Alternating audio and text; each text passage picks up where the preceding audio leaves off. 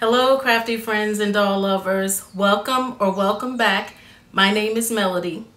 Today, I'm here to share with you the 9th project that I've completed in the Freebie Friday challenge.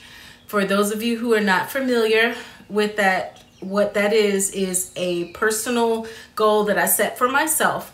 And I'm using the free patterns that are available from the Faire.com website. No affiliation, they're not, this video is not sponsored, but I use every Friday, they send me an email with whatever the free pattern is for that week, and I download the pattern, and each week I set a goal to make that pattern and then to come back to you and share the project with you. So today I am back with the Get the Look dress. This was the pattern that was free 2 Fridays ago. It is an intermediate level PDF sewing pattern, and it is actually Liberty Jane Clothing is the designer of the Get the Look. It's a dress pattern designed to fit 18-inch dolls. So there are 2 dress styles that were included in this pattern, and I decided to make this style. I have my Brains and Beauty doll Kari here to show you how it turned out. And this is the Get the Look dress. This is my version of the Get the Look dress. And I really like how it turned out. This actually is the second dress. I made a version of it and then decided I didn't really like the fabric. I pulled both of these were in my stash, but I was going with a different color, but I felt like the color was too washed out, and I realized that I needed to do something a little extra to make it fit better. So this was the first dress that I made. I didn't even finish sewing it. So a couple of things about the pattern. It's a very easy pattern to sew. This version is only 3 pieces, 3 pattern pieces. One thing that I did different, if you were to see, I don't have a doll that would be easy to put this on to show you, but this was way big. It was too big. I had it overlapped in the back by about like this much to get it to snug up, and I still didn't like the way it fit. And what appeared to me that may have happened, what appeared to have happened is that it stretched. These little curves, some of this would be on the bias. Even though the pattern piece is cut on a straighter grain, there are going to be some areas of the bodice, just by the nature of the curves, that are going to be on the bias. And it's always a good idea to stay stitch a neckline anyway. So this is kind of it's not a neckline, obviously, but I treated it like a neckline. So when I made this version here, I stay stitched. So I used a I think 1.5 millimeter stitch length, and I stitched just inside of the seam line. I stitched along the curves here because it would keep it from stretching before I had an opportunity to sew it. And I did the same thing back here. I stay stitched just inside of the seam, and I think it made a difference because it's the right amount of overlap now. So that is something that was not included. That's an instruction that was not included in the pattern that you may want to consider doing if you decide to make this pattern. So here's the back, and these are snaps.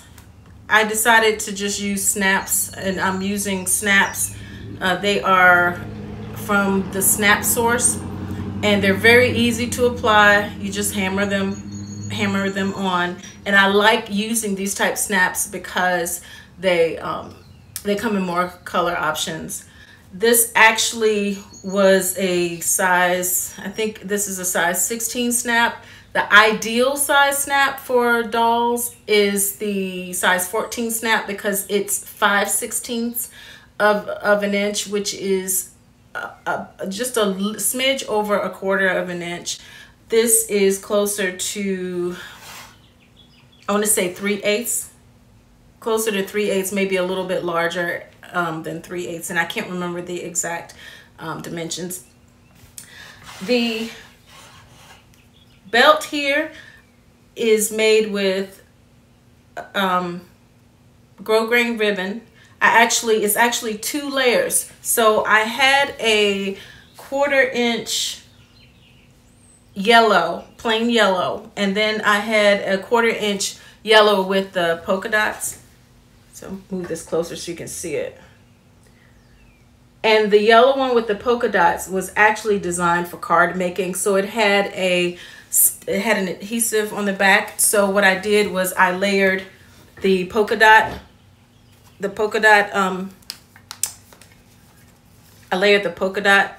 ribbon over the plain ribbon and really made sure that it was adhered. And then for extra insurance, I actually went over it with an iron to hopefully, thinking that the adhesive would get softer and stick, and when it cooled off it would even be a stronger bond.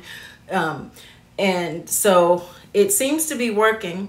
And the buckles, here is a tip. If you sew a lot of doll clothes and the doll clothes, the pattern calls for a 1/2 inch, 3/8 inch buckle, when you, at least in the fabric stores here, every time I try to look for one, it's very limited. If I'm even lucky enough to find one in that size, I'm limited in the color. So what I discovered works perfectly for these are let's see, they're called 3/8 inch webbing.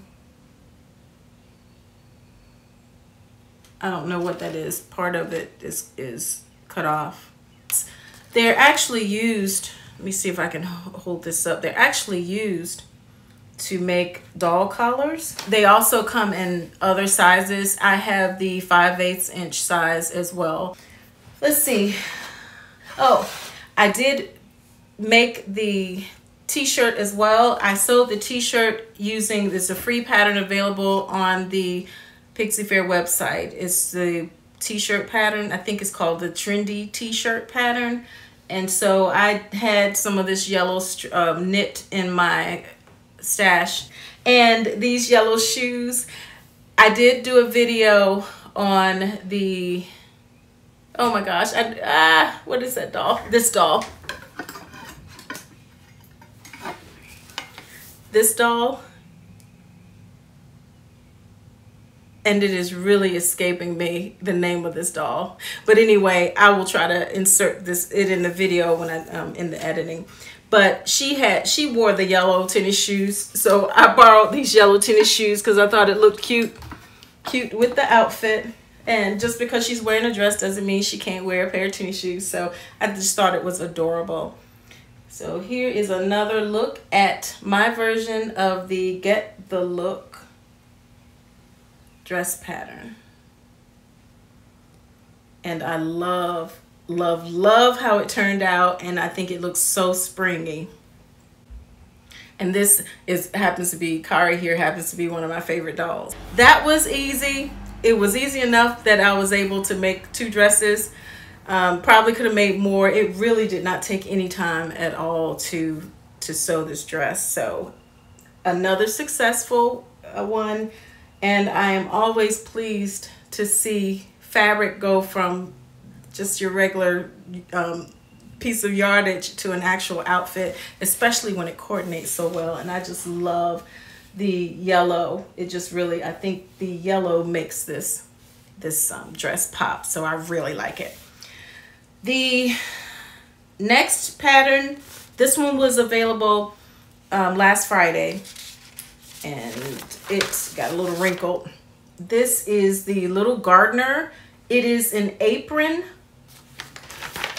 The pattern includes an apron, a sun hat, gardening gloves, and bonus seed packet. I went to the fabric store and chose three fabrics that I thought went well together. These are the three. I have this one for the main apron, which in the photo here, it would be where the yellow is. This I'm going to use as the pocket trim and as the trim on the apron. I'm sorry. I can't remember. No, I think the trim is actually on, yeah, it is on the apron. I was thinking it was on this, so because these are pockets. So the pattern is, here's the apron, you have the trim on the apron, and then this floral piece is the pockets, and I'm going to use this fabric for that. So here are the three fabrics together.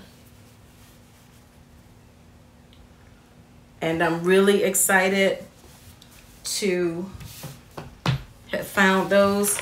This looks like it's going to be interesting. I will have an opportunity to make ruffles, to make bias binding, and to make a pair of dog gloves. I bought fold over elastic. The pattern just calls for ribbing, but I couldn't find the ribbing in the color that I wanted. And I don't know, I might have some ribbing here. I'm gonna have to check. I might actually have some ribbing fabric in white. I forgot about that.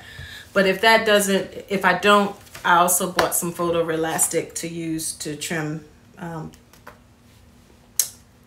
the garden gloves as trim, and to hold it, obviously to hold it on the doll's hand.